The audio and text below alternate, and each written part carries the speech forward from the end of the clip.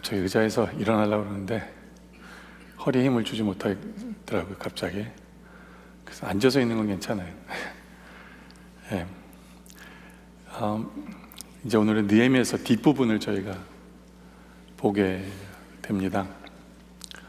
느헤미야서 1장부터 6장까지는 이제 모든 게 완성이 되죠, 그죠? 그러니까 우리가 이때까지 성전을 건축했어요, 그죠? 그리고 성전을 건축했는데 이게 성벽이 없다 보니까 적들이 쳐들어오고 해서 이제 느헤미야가 하나님께 기도하고 성벽을 완성을 합니다. 근데 성벽을 완성하면 뭐예요? 여러분들 성벽을 완성하면 성벽만 덩그러니 놔두면 돼요, 안 돼요? 그 성벽에 누가 필요할까요? 누가 필요할까요? 성벽을 지키는 파수꾼이 필요하죠. 바로 그것에 대한 이야기입니다. 오늘 3절의 말씀 보면 내가 그들에게 이르기를 해가 높이 뜨기 전에는 예루살렘 성문을 열지 말고 아직 파수할 때 곧 문을 닫고 빗장을 지르며 또 예루살렘 주민이 각각 자기가 지키는 곳에서 파수하되 자기 집 맞은편을 지키게 하라 하였노니. 그렇죠? 느헤미야가 성벽을 졌고 그리고 자기 집 앞에 있는 집 사람들에게 이제는 파수꾼이 되라 라고 말씀을 해주시는 부분이 오늘 말씀입니다. 여러분들, 파수꾼이 있어야 지킵니다. 특히 우리의 신앙은, 우리의 가정은, 우리 스스로는, 우리 교회는 절대적으로 필요한 게 누구냐면 제대로 된 파수꾼입니다. 바로 그것을 느헤미야는 정확히 알고 있었고, 그래서 온 이스라엘 백성들에게, 모든 사람들에게 네 집 앞에 있는 그 성벽에 파수꾼이 되라 라고 말씀을 하십니다. 여러분들, 우리도 제대로 된 파수꾼이 되기를 원합니다. 그래서 하나님 우리에게 맡기신 교회, 가정, 그리고 우리 스스로를 지킬 수 있는 바로 그런 우리들이 되길 원해요. 그래서 오늘 설교 제목이 제대로 된 파수꾼이 되어야 한다라는 겁니다. 근데 제대로 된 파수꾼이 되기 위해서는 첫째로는 우리가 우선순위의 점검이 필요하다. 뭐를 먼저 해야 하는지를 알아야 되겠죠, 그죠? 네. 근데 느헤미야는 영적인 파수꾼으로서는 뭘 해야 되는지를 7장부터 우리가 보게 되면 영적인 파수꾼으로서 우선순위를 보게 돼요. 느헤미야의 우선순위를 보게 됩니다. 우리는 그것을 보려고 하는데요, 첫째로 예배를 우선해야 한다라는 겁니다.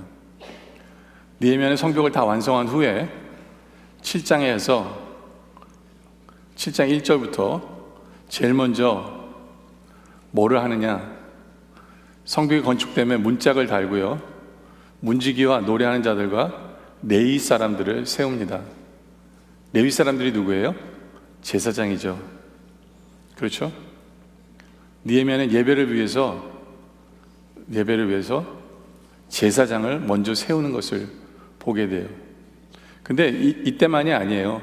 성벽을 세울 때부터 그랬어요. 성벽을 세울 때부터 느헤미야는 먼저 챙기는 게 뭐였냐면 예배였어요. 그래서 앞부분에 느헤미야 3장에 가서 보면 그때 대제사장 엘리야십이 그 형제 제사장들과 함께 일어나 양문을 건축했다라고 얘기합니다. 할 일도 많은 데인데 느헤미야는 제일 먼저 챙긴 게 뭐냐면 양이 드나드는 문을 만드는 거였어요. 왜냐하면 하나님을 예배하려면 제물이 거룩해야 되거든요. 흠이 없어야 되잖아요. 그래서 사람들이 돌아다니는 데를 돌아다니지 못하도록 제사하는 제물이 드려지는 양문, 그렇죠? 그걸 먼저 세운 거예요. 왜요? 예배가 우선이었기 때문에. 예배가 우선이니까. 그게 항상 느헤미야는 우선순위였어요. 예배가 우선이다. 그리고 나중에 그 느헤미야 뒷부분에 가서도 항상 느헤미야가 신경 쓰는 건 예배였어요. 그래서 느헤미야 13장에 가면, 이제 뒷부분이죠. 13장에 가면 그때 내가 본즉 유다에서 어떤 사람이 안식일에 술투를 받고 곡식단을 나귀에 실어 운반하며 포도와 무화과와 여러 가지 짐을 지고 안식일에 예루살렘에 들어가서 음식을 팔기로 그날에 내가 경계하였다. 안식일에 예배해야 되는 날에 뭘 팔고 있는 거예요. 느헤미야가 막아선 거죠. 왜요? 예배가 우선이기 때문에. 여러분들, 우리 삶의 최고의 우선순위는 예배가 되고 있습니까? 네? 아니면 직장생활에서 성공이나 사업의 번영이나 건강이나 주말 여행이나 뭐 이런 것이 여러분의 우선순위가 되고 있지 않은지를 돌아보시길 바랍니다. 특별히 이 영어에 보면 종교라는 게 religion이죠. religion, 그죠? 영어로 말하면 종교를. 근데 이게 라틴어에서 온 거예요. religio라는 단어에서 왔는데 이게 묶인다라는 뜻이에요. 묶는다. 그러니까 종교라는 것은 신과 그 성도가 묶이는 것을 얘기해요. 특별히 무엇을 통해서? 예배를 통해서. 그러니까 우리가 예배를 드리면 하나님과 하나로 묶이게 되어진다 라는 겁니다. 예, 바로 그것이 필요한 거예요. 왜냐하면 시편 127편 1절에 보면 여호와께서 집을 세우지 아니하시면 세우는 자의 수고가 헛되고 여호와께서 성을 지키지 아니하시면 파수꾼의 깨어있음이 헛되도다 라고 말씀하잖아요. 그죠? 그러니까 아무리 파수꾼이 잘해도 혼자 힘으로 할 수 있는 게 아니에요. 하나님이 같이 파수꾼이 되어주셔야 돼. 그러려면 어떻게 돼야 돼요? 예배가 되어줘야 된다. 제대로 된 예배가 되어질 때 하나님이 함께 파수꾼이 되어주시는 거예요. 왜요? 예배를 통해서 우리가 경험해야 되는 게 뭐냐면 하나님의 임재와 하나님의 함께 하심과 하나님과의 묶임이 되기 때문에 그래요. 예. 그렇기 때문에 우리가 점검해야 되는 것은 나의 예배는 정말 하나님과 하나로 묶여진 예배인가? 나의 예배를 통해서, 우리의 예배를 통해서 하나님의 임재가 경험되어지고 우리의 예배를 통해서 정말 하나님이 함께 하셔서 내가 파수꾼을 서지만 결국에는 파수꾼을 서시는 분은 우리 하나님이다 라고 간증할 수 있는 그런 예배자가 되는지를 우리가 생각해 봐야 돼요. 특별히 데이비드 핑크 세계적인 정신 위생학자가 그런 얘기를 해요. 사람에게는 4가지가 꼭 필요한 게 있대요. 정신 건강을 위해서 4가지가 꼭 필요한데 첫째가 뭐냐 하면 일을 해야 된대요. 예. 그래서 일확천금 복권에 당첨된 분들이 정신질환을 많이 앓고 있는 이유가 일을 안 하기 때문이래요. 그러니까 정신 건강하려면 일해야 된다. 둘째는 쉬어야 된대요. 건강하려면 쉬어야 한다. 그리고 3번째는 사랑해야 된대요. 사랑하는 사람과 어울려 살아야 마음이 안정이 된다 라고 얘기합니다. 그리고 4번째는 예배를 드려야 한다 라고 얘기해요. 이 사람이 4가지가 우리의 정신건강에 절대적으로 필요하다고 얘기를 하는데요. 일하는 것, 쉬는 것, 사랑하는 것, 예배하는 것. 근데 이분이 모르는 게 한 가지가 있어요. 그게 뭐냐 하면 이 4가지는 이미 뭐에 속해 있는 거냐면 우리의 예배 속에 속해 있어야 하는 부분이에요. 우리의 일도, 세상에서 일하는 모든 것도 우리의 예배 속에 속합니다. 쉬는 것, 안식일을 지키는 거잖아요. 쉬는 것도 우리의 예배에 속해 있어요. 그리고 사랑하는 것도 예배에 속해 있는 거 맞아요. 그리고 예배. 그러니까 이 4가지가 다 이미 우리의 예배에 속해 있어요. 그게 사도 바울이 우리 삶에 원하는 거예요.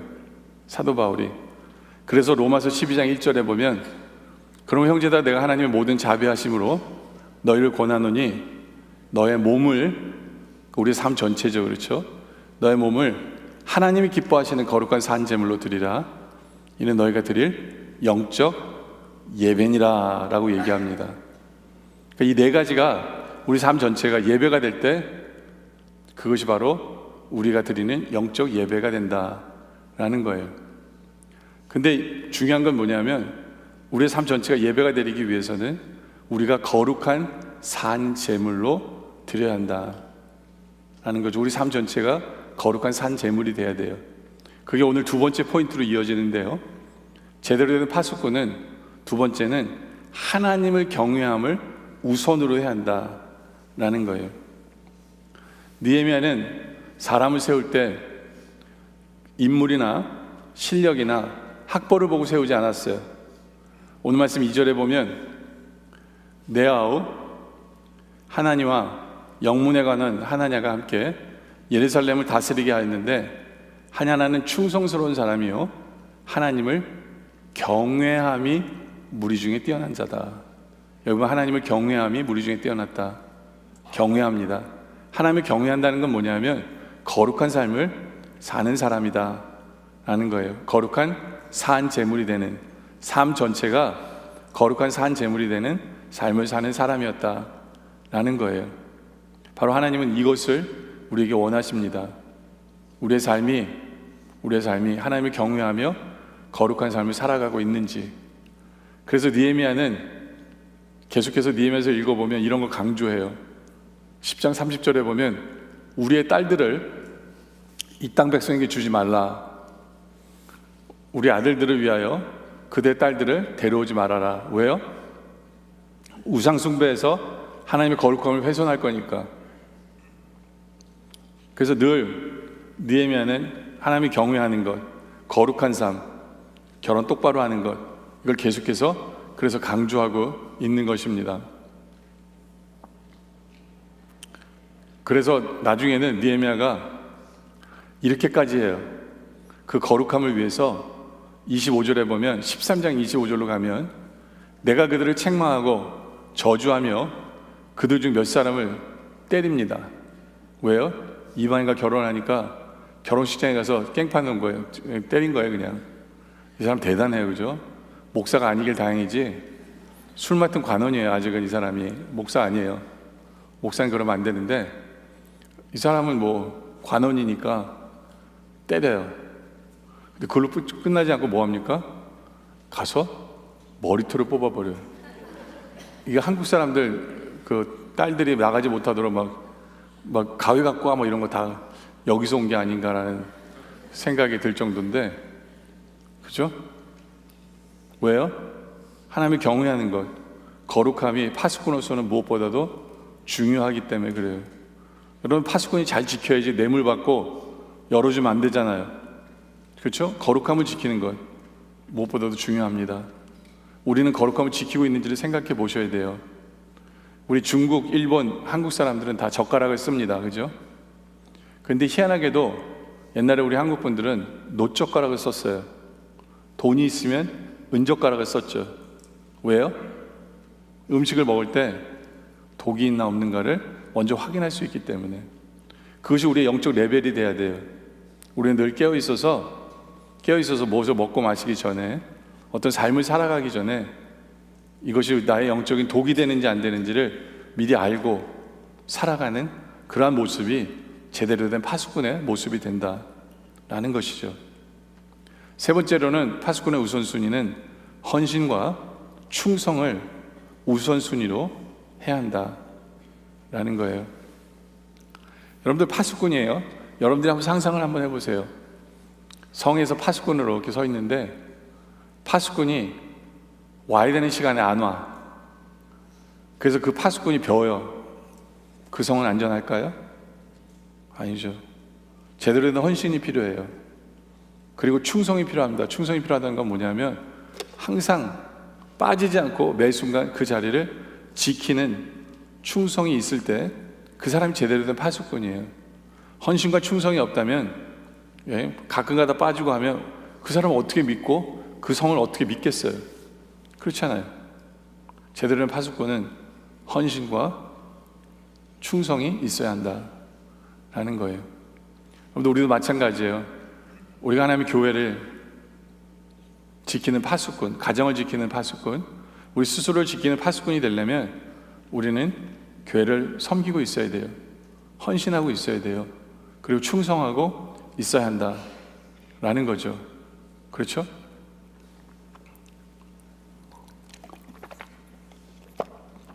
근데 그 당시에 예루살렘 백성들은 정말로 헌신된 사람들 맞아요. 왜냐하면 느헤미야서 7장 3절부터 보면 내가 그들에게 이르기를 해가 높이 뜨기 전에는 예루살렘 성문을 열지 말고 아직 파수할 때 곧 문을 닫고 빗장을 지르며 또 예루살렘 주민이 각각 자기가 지키는 곳에 파수하되 자기 집 맞은편을 지키게 하라라고 얘기를 했는데, 그 다음에 웃겨요. 자기 집 앞을 지켜야 되잖아요. 근데 그 성읍은 광대하고 주민은 적으며 가옥은 미처 건축하지 못하였더라. 그러니까 아직 집도 잘 짓지도 않았는데 파수 먼저 하는 거예요. 아직 자기 집도 완성도 안 됐는데 이들은 먼저 성읍을 지키기 위해서 헌신하는 이들의 모습을 우리가 보게 되어집니다. 이들은 하나님의 교회의 헌신이 우선이었어요. 어떤 면에 있어서는 바로 이것이 우리가 본받아야 되는 부분이다 라는 거예요.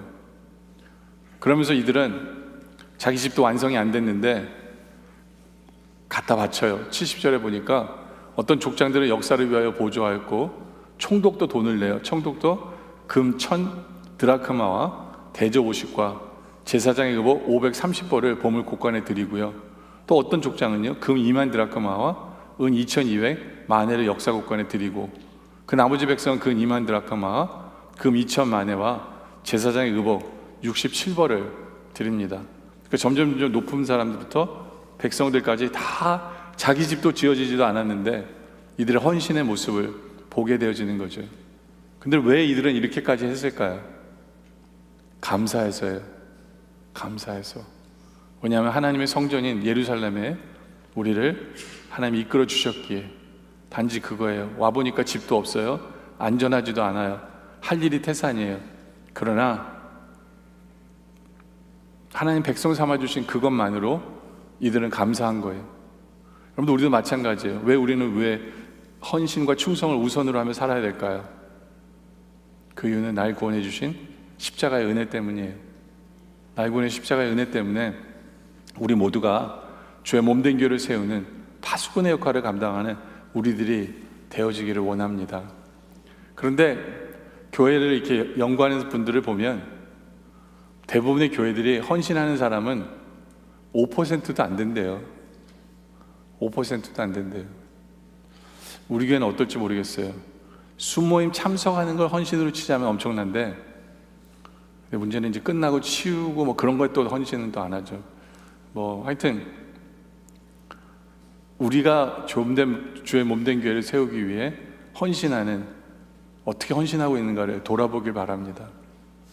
바로 그 헌신하는 사람에게 구할 것은 또 뭐냐 하면 고린도서 4장 2절에 그리고 맡은 자들에게 구할 것은 충성이니라 라고 얘기합니다. 충성. 그래서 느헤미야가 사람을 세울 때에도 이걸 본 거예요. 그래서 느헤미야 7장 2절에 보면 내아와 하나니와 영문에 관한 하나냐가 함께 예루살렘을 다스리게 하였는데 하나냐는 충성스러운 사람이었다.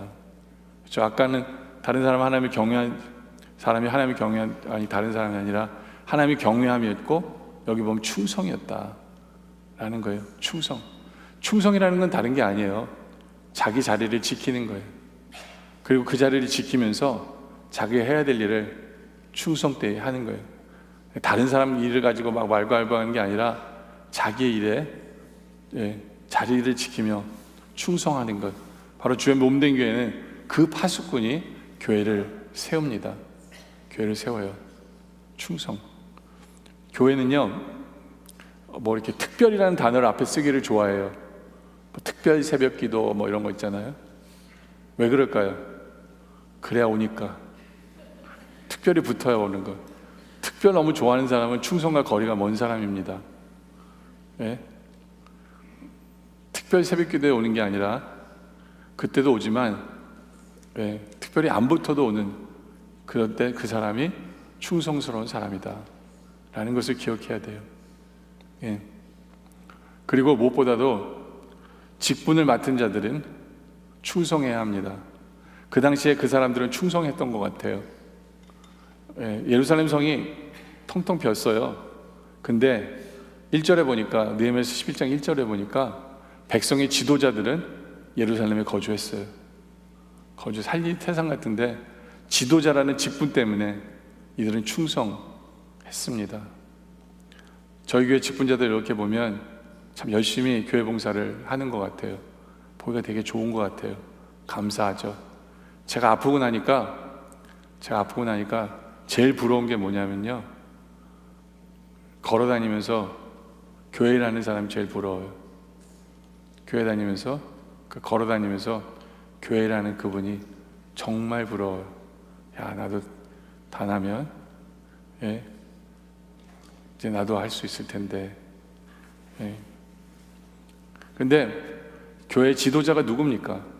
여러분들이 생각하는 그 스탠다드 지도자는 누구예요? 장로님까지입니까? 아니면 안수 집사님? 권사님이에요? 아니, 우리 주님 보시기에는 우리 모두가 지도자예요.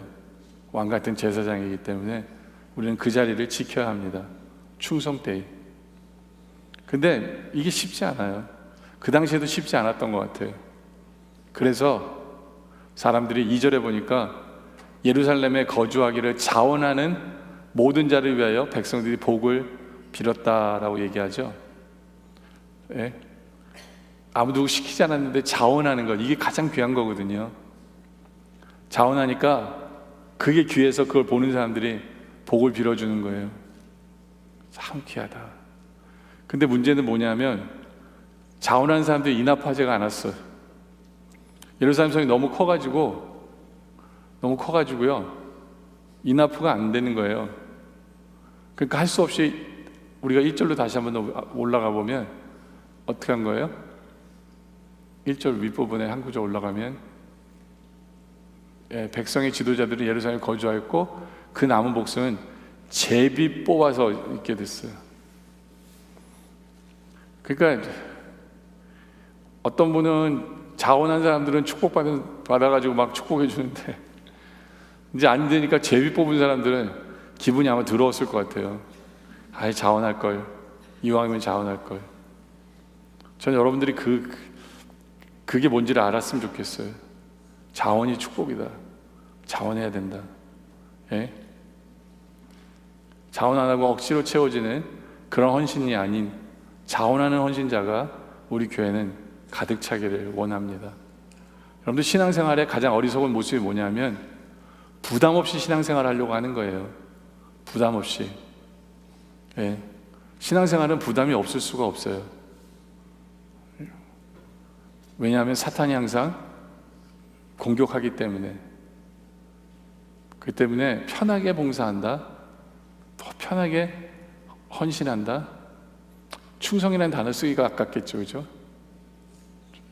문지기로서, 파수꾼으로서 우리가 헌신과 충성을 우선으로 하고 있는지를 돌아보시길 바랍니다. 두 번째로 제대로 된 파수꾼은요, 새로운 비전을 가져야 합니다 라는 거예요. 오늘 말씀 7장 4절에 보니까 그 성읍은, 예루살렘 성읍이요, 다 하고 나니까 너무 커, 광대해. 근데 주민은 적어요. 가옥을 미처 건축하지 못했어요. 그 안에서 이런 컴플레인 하는 사람도 있었을 거예요. 괜히 큰 성읍을 져가지고 성벽을 왜 이렇게도 크게 했어? 사람도 없는데 쓸만하게 딱 알맞게만 하지. 막 이런 컴플레인 하는 사람들이 많았을 거예요. 그러나 그건 하나님 원하시는 게 아니에요. 그렇죠? 여러분들이 파수꾼이 돼서 그 넓은 성읍을 이렇게 밤에 혼자 파수꾼이 돼서 그 성읍을 보면 제대로 된 파수꾼은 기도가 나와야죠. 하나님, 이 큰 성읍 허락해 주심에 주님 감사합니다. 주님 이제 채워주세요. 주님 채워주세요. 주님 이 성읍을 통해서 뭘 하길 원하십니까? 크게 하여 주세요. 부흥케 하여 주세요. 이 성읍을 사용하여 주세요. 라는 이런 기도가 나오는 게 당연한 제대로 된 파수꾼이지, 이 큰 거를 왜 나한테 그냥 맡겨가지고 피곤하게 만들어. 이거는 제대로 된 파수꾼이 아니죠.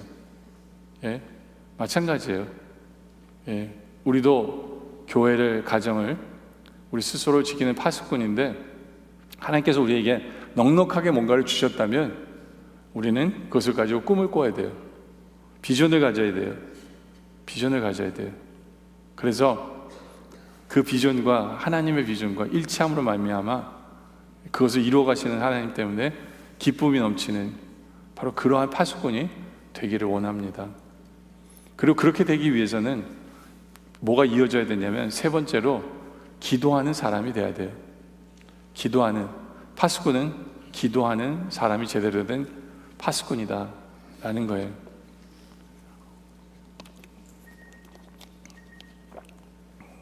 여러분들, 우리가 느헤미야서를 보면 기도로 시작한 게 이렇게 된 거예요. 느헤미야 한 사람의 기도로 이 모든 게 시작된 거예요. 뭐냐면 왕을 섬기고 있었는데 어떤 사람이 와가지고 우리 백성들이 예루살렘에서 성벽이 없어가지고 고생한다는 얘기를 듣고 느헤미야가 혼자 기도하기 시작한 거예요. 근데 이 한 사람의 기도가 엄청난 역사를 이룬 거죠. 한 사람의 기도, 이 한 사람의 기도가, 그리고 그 기도가 모여서 엄청난 역사를 이루어가는 것을 보게 돼요. 세상을 바꾸는, 예루살렘을 바꾸는, 예루살렘의 이스라엘 백성을 바꾸는 그 기도로 이어지는 것을 보게 됩니다. 여러분들의 한 사람 한 사람의 기도가 얼마나 귀한지 몰라요. 저는요, 이렇게 설교하는 사람으로서 제가 감사하게 여기는 것 중에 하나가, 여러분들이 저희 안에서 예배를 위해서 기도하는 분들을 보면 감사해요. 예. 여러분의 기도 덕분에 내가 이렇게 설교할 수 있구나 라는 생각을 하기 때문에 감사해요. 한 사람의 기도. 그런데 이 느헤미야의 기도는요, 좀 특이한 게 있어요. 느헤미야서에 나온 기도는 그 부분에 대해서 좀 보려고 하는데, 느헤미야서 9장에 가면요, 그달 29날에 이스라엘 자손이 다 모여 금식하고 붉은 베옷을 입고 티끌을 무릅쓰고 모든 이방 사람들과 절규하고 서서 자기의 죄와 조상들의 허물을 자복하고, 이날에 나 4분의 1은 그 제자리에 서서,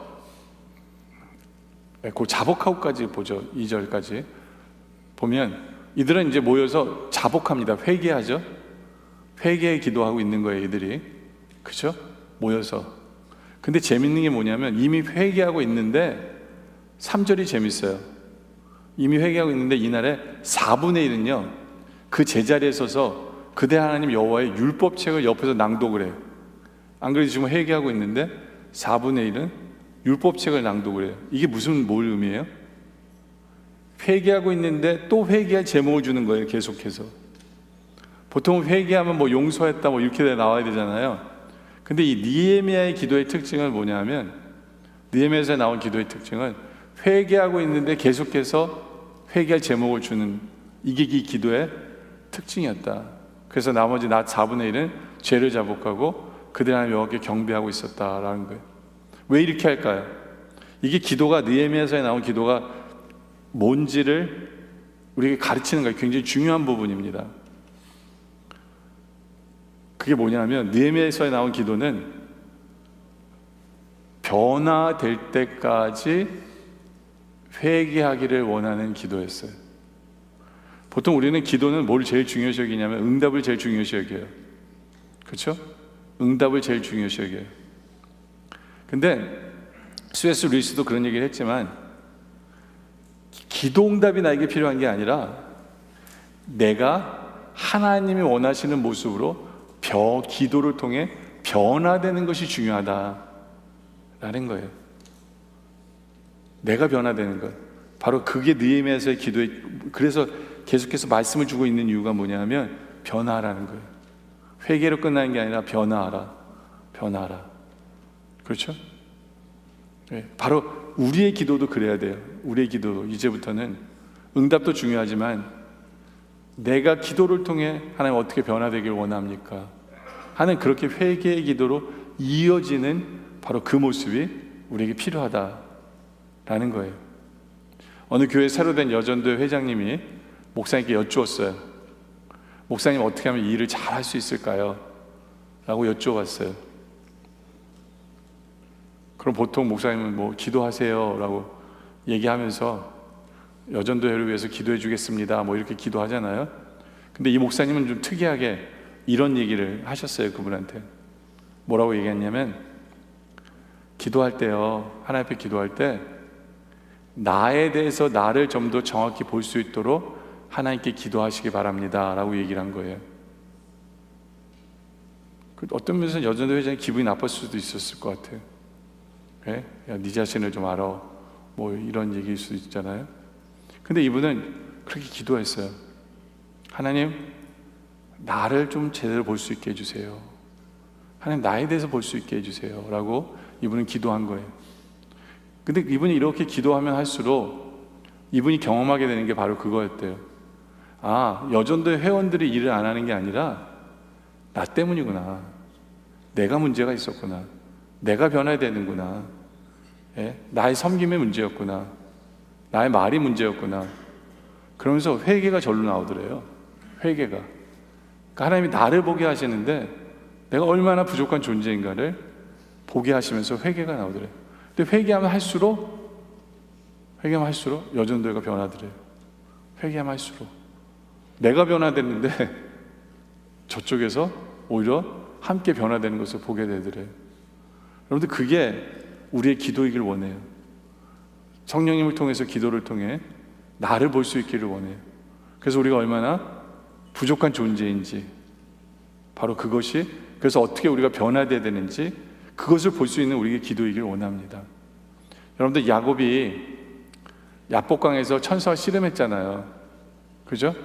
너무나 잘 알잖아요. 근데 하나님이 야곱의 환도뼈를 쳐가지고 야곱이 쩔뚝발이가 되었어요. 그러니까 야곱은 기도하고 결론이 뭐였냐면 쩔뚝발이가 된 거예요. 야곱은 쩔뚝발 되기를 원해서 기도한 적 한 번도 없어요. 꿈에도 생각하지 못했어요. 야곱은 기도한 이유는 자기 형 에서가 변해서 자기 죽이지 않고 살려주기를 원하는 건데, 하나님이 야곱에 응답하신 건 그를 쩔뚝발이로 만들어 버리신 거예요. 어떻게 보면 원망도 할 수 있을 수 있어요. 그렇지 않아요? 근데 하나님 원하신 게 그거였어요. 그 기도를 통해서 하나님 원하신 건 뭐냐면 야곱이 변화되는 거였어요. 야곱이, 자기 힘만 의지하면서 사는 그 야곱이 이제는 하나님만 의지하면서 살도록 만들어 버리신 거예요. 하나님만 의지하면서 살도록. 그게 야곱의 기도였어요. 예. 여러분, 우리도 마찬가지예요. 여러분, 왜 우리가 기도합니까? 응답받기 위해서, 내가 잘 되기 위해서. 물론 그렇게 기도하는 거 중요해요. 그런데 내가 이 기도를 통해서 하나님이 나에게 이렇게 변화하라고, 이렇게 회개하라고, 그래서 나 먼저 변화하라고, 나 먼저 나를 보면서 하나님의 눈으로 보라보면서 변화하라고 말씀하고 계신 부분은 없는지를 돌아보는 것, 바로 그것이 우리의 기도에 필요한 부분이다 라고 볼 수 있어요. 어떤 분은 회개하라고 그러면 죄를 발견하는 것으로만 회개라고 생각을 하는 것 같아요. 아니에요. 그건 회개가 아니에요. 더 나아가야 돼요. 누구를 생각해 볼 수 있냐면 가룟 유다와 세리를 생각해 볼 수가 있어요. 가룟 유다와 세리는 둘 다 죄인이었습니다. 그죠? 가룟 유다와 세리는 둘 다 죄인이에요. 근데 결과는 완전히 달라요. 왜요? 가룟 유다는 자기의 죄를 발견하는 것만으로도 회개라고 생각했어요. 근데 다른 사람에게 나서긴 싫었어요. 자존심 상하니까. 어떤 면에서는 다른 사람에게 그 모습을 보이고 싶지도 않았을 거예요. 그래서 그가 선택한 회개의 방법은 자살이었어요. 아무도 모르게 죽는 것. 아무도 모르게. 그게 옳았다고 생각했을 거예요, 그는. 근데 그건 회개가 아니죠. 회개가 아니죠. 주님이 원하시는 모습은 세리였어요. 그 세리는 어떻게 합니까? 주님을 만났어요. 그리고 회개합니다. 그리고 자기가 탈취한 재물이나 이런 모든 것들을 자기가 나누어 줍니다. 사람들에게 드러내놓고 자기가 얼마나 죄인인가를 드러내는 거예요. 내가 부족했다, 내가 잘못했다, 그래서 내가 대신 이것을 갚아준다. 그래서 그의 삶에 그 모습이 드러나는 거예요.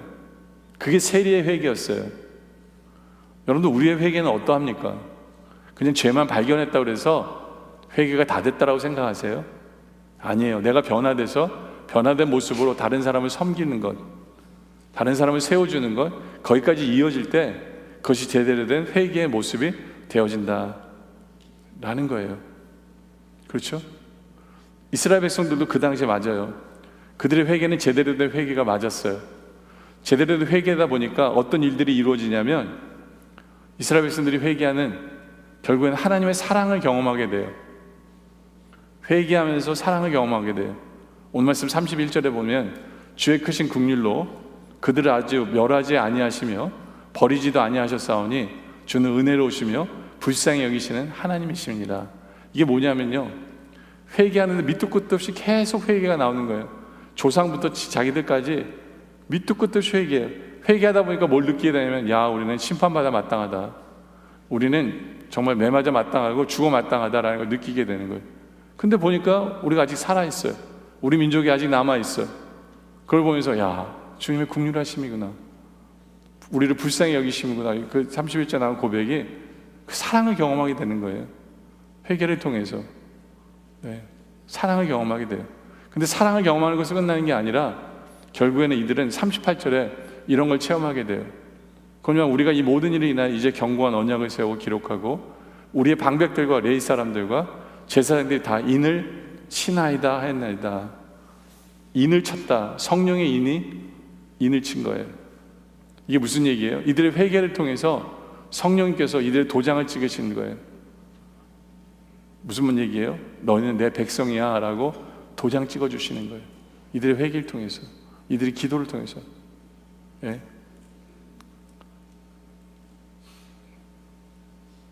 그리고 이 도장을 찍었다는 얘기는 누구냐면, 어느 누구도 이제는 파할 수가 없는 거예요. 하나님이 사인했어요. 끝이에요. 하나님이 사인하신 거예요. 예?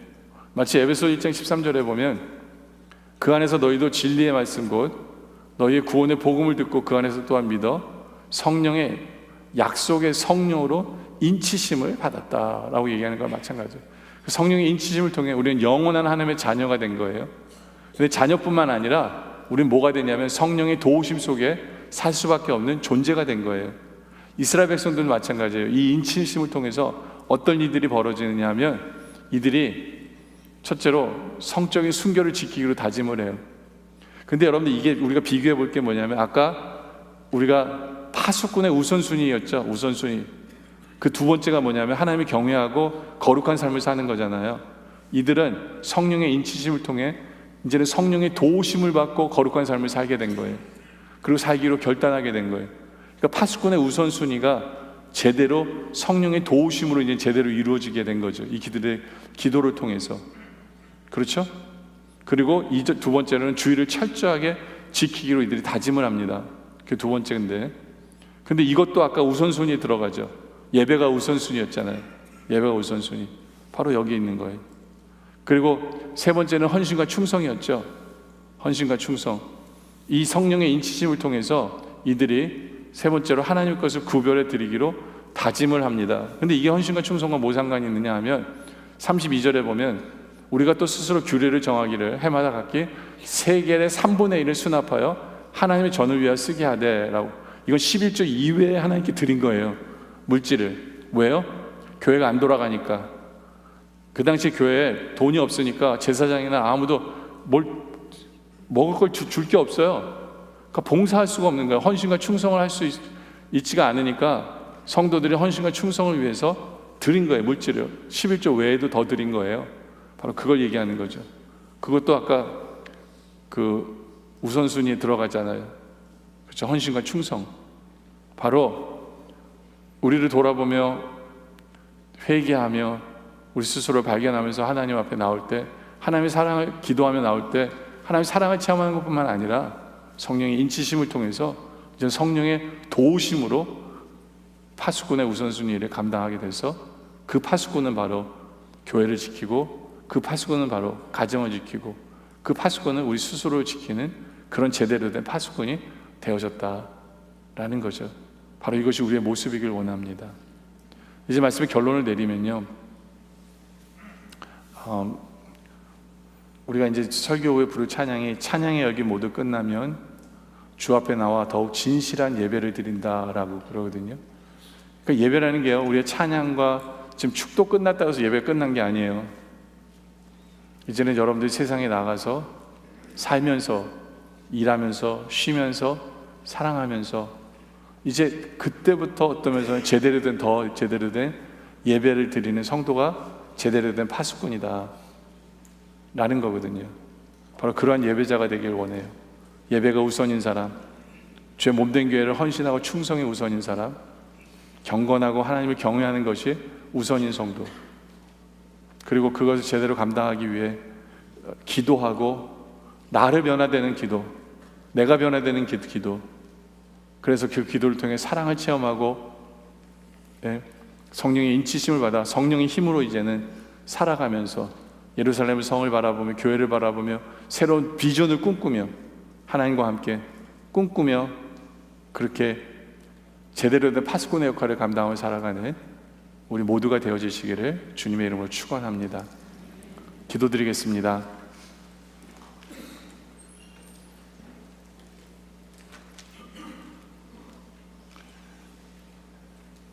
아버지 하나님, 오늘 말씀을 통해 네가 바로 하나님 나라를 지키는, 교회를 지키는, 가정을 지키는, 내 스스로를 지키는 파수꾼이다 라고 말씀해 주심에 주님 감사를 드립니다.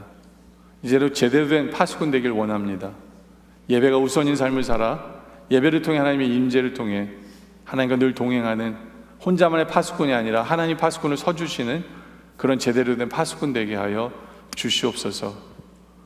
경건케 하여 주시고 하나님을 경외하게 하여 주시옵소서. 그리하여 사탄마귀 틈탐 없게 하여 주시옵소서.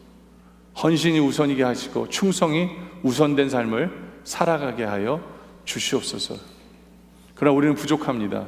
성령님 인쳐 주시옵소서, 도와주시옵소서.